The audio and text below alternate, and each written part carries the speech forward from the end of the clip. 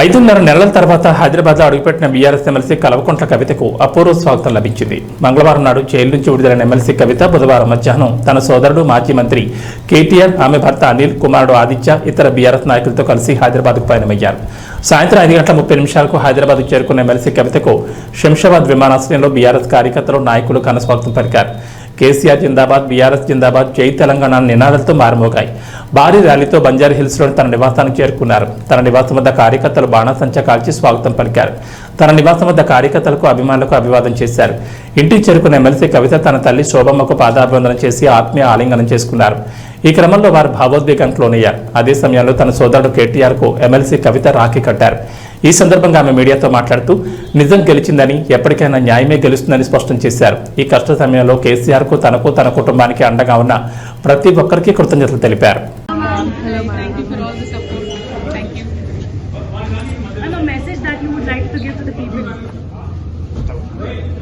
Well, I always believe that truth will prevail, justice will prevail, and it will. And we will certainly fight back. We will not lose our resolve. We will fight back. Yesterday you said that you will be taking this battle forward. Absolutely, absolutely. We will let you know, but we will continue fighting. Thank you. Jai Telangana. What all have you been reading all these months?